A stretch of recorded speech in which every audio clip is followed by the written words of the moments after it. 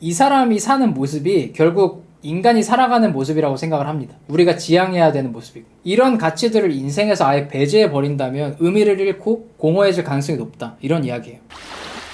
제가 저번에 사랑의 의미에 대해서 이야기를 좀 했잖아요. 그걸 이어서 좀 더 이야기해보고 싶은 게 있었어요. 인간에게 사랑이라는 가치가 왜 필요한지, 인간에게 왜 사랑이라는 가치가 필요할까? 이거를 예전에 그 얍두랄리 3세 말고도 그 유튜브 닉네임이 배추였나? 우리 멋쟁이 남성 시청자분이 한 명 있어요. 아주 마인드도 멋지고 아주 멋쟁이야. 원래 여성은 아름답고 남자들은 멋쟁이지. 근데 그 친구가 저한테 물어봤었거든요. 아니, 형님은 사랑이란 게 존재한다고 생각하시냐고, 이렇게 물어봤었어요. 그래서 제가 그때 대충 대답을 해주긴 했는데, 그리고 저번 영상 댓글에서도 열정적 사랑은 아무에게나 주어지는 권리가 아니다, 그 영상에서도 어떤 남성 시청자분인 것 같은데, 그 사랑이라는 관념적인 가치에 거품이 너무 꼈던 것 같다. 그래서 쇼펜하우어가 말했던 것처럼 사랑은 그냥 성욕일 뿐인데 그 낭만성을 우리가 너무 과대평가해왔던 것 같다, 이런 뉘앙스의 코멘트를 남긴 분도 있는데, 뭐 그분 이야기도 충분히 납득할 만한 이야기였습니다. 훌륭해요. 여튼 그 사랑은 존재하는가 아닌가에 대한 제 견해를 결론부터 말하자면, 그 사랑이라는 다소 낭만적이고 관념적인 가치가 실존하는지 아닌지는 저는 관심이 없습니다. 그 존재 유무와 상관이 없이 사랑이 존재하는 것처럼 살아요, 저는 언제나. 나중에 제가 나이가 먹어서 황혼의 문턱을 넘고 그 죽음을 맞이할 때 신이 저한테 야, 사실 사랑 같은 건 없어, 이 멍청한 새끼야, 말해줘도 저는 실망하지 않을 겁니다. 상관없어요. 왜냐면 사랑이 존재하다고 믿는 것 그 자체가 제 인생에 도움이 되기 때문에 있다고 믿을 뿐이거든요, 저는. 종교도 마찬가지고요. 그 아실 분들은 아시겠지만, 누군가가 조던 피터슨한테 당신은 신을 믿나요? 이렇게 물어봤는데 조던 피터슨이 뭐라고 했냐면, 저는 신이 존재하는 것처럼 삽니다 라고 대답을 했었어요. 같은 맥락입니다. 사랑이 있다고 믿는 것도 저는 일종의 종교 같은 거라고 생각을 해요. 아니, 사랑뿐만 아니라 평등이나 뭐 자유, 권리, 이런 것들이 사실 다 종교적인 성격을 갖고 있어요.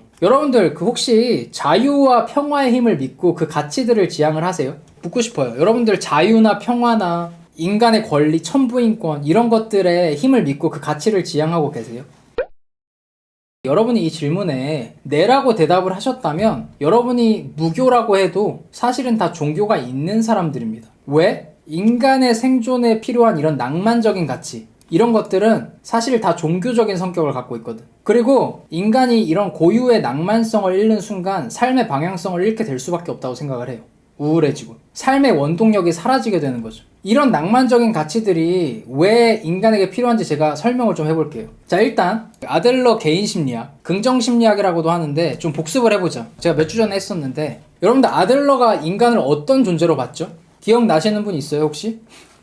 목적론적 존재, 창조적 존재, 사회적 존재. 그리고 이거 말고도 주요 개념 중 하나가 뭐냐면 허구적 최종 목적론입니다. 허구적 최종 목적론이 뭐냐면, 예를 들어서 정직은 최선의 길이다, 사랑은 낭만적이다, 모든 사람은 신 앞에서 평등하다, 노력은 절대 배신하지 않는다, 이런 이야기가 현실적으로는 아닌 것 같기도 하지만, 인간은 이런 낭만적이고 이상적인 허구에 가까운 최종 목적을 자꾸 만들어내고 믿으려고 한다는 거지. 왜? 그래야 염세주의에 빠지지 않고 더 적극적으로 우월성을 추구하며 살아갈 수 있으니까. 이런 현실적으로는 아닐 수도 있는 기대와 목적을 만들어내야 인간은 더 적극적으로 움직이게 된다는 거야. 저런 게 없으면 살맛이 안 난다는 거예요. 그래서 아들러는 이 허구적 최종 목적론, 이거를 굉장히 주요한 개념으로 봤어요. 인간은 오늘보다 내일 더 우월해지기 위해서 허구적이고 이상적일 수도 있는 목적을 계속 만들어내는 존재다. 평등이나 사랑 같은 이런 낭만성이 인간에게 되게 중요하다는 겁니다.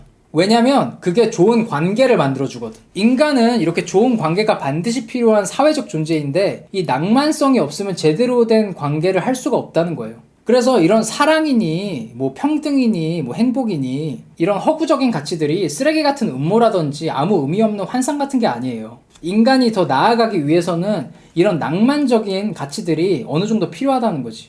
아들러 심리학은 여러분들 알아두시는 게 좋습니다. 유명한 코치들 있죠. 예를 들어 코치 양성 프로그램에 아들러의 개인 심리학 개념이 굉장히 많이 스며들어 있어요. 왜냐면 그게 우리한테 도움이 굉장히 많이 되니까. 누군가를 코치해줄 때 굉장히 유용하거든. 저는 낭만적인 가치가 일종의 그 MSG라고 생각을 해요. 이런 거를 좀 쳐야지 인생이 좀 맛있어지고 살만한 거지. 여러분들, 제가 엄청 재밌게 봤던 드라마 중에 그 미스터 선샤인이라는 드라마가 있어요.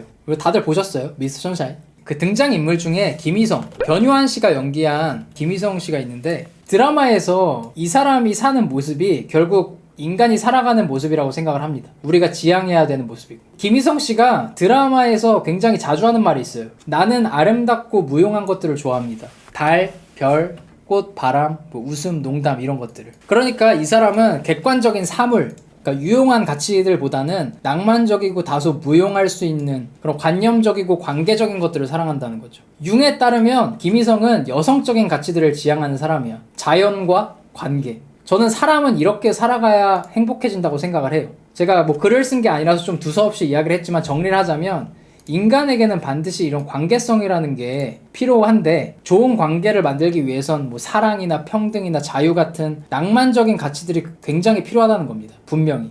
이런 가치들을 인생에서 아예 배제해 버린다면 의미를 잃고 공허해질 가능성이 높다. 이런 이야기예요. 그래서 나는 그런 낭만적인 사랑이나 행복 같은 게 있든 없든 그냥 믿는다. 저는 마지막으로 인간은 관계성을 위해 나아간다라는 명제에 대해서 좀 신화적으로 문학적으로 이렇게 해석을 해요. 보통 우리가 인간은 관계적인 동물이라고 하잖아요.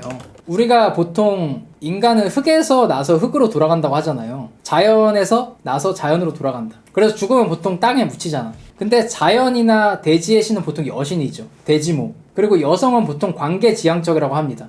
융이 그래서 사람을 사랑하는 건 여성 고유의 특권이라고 했잖아. 관계성과 자연을 대표하는 대지의 여신에게로부터 창조가 돼서 결국 대지의 여신, 자연으로 다시 돌아가는 거. 그러니까 관계성에서 관계성으로 끝나는 거. 이게 모든 인간의 삶이라고 생각을 합니다, 저는. 사실 여성이 아니라 인간 자체가 관계지향적이에요. 왜? 우리 모두가 관계지향적인 여성의 품에서 나왔으니까. 이건 나의 문학적인 해석이야. 여튼 사랑하도록 합시다. 사랑이 있든 없든 상관없어요. 니체도 사람의 가치는 타인과의 관계로서만 측정될 수 있다고 했어요. 관계없이 인간은 아무것도 아닙니다. 그걸 지키기 위해서는 이런 낭만이 필요한 거고. 제 생각이에요.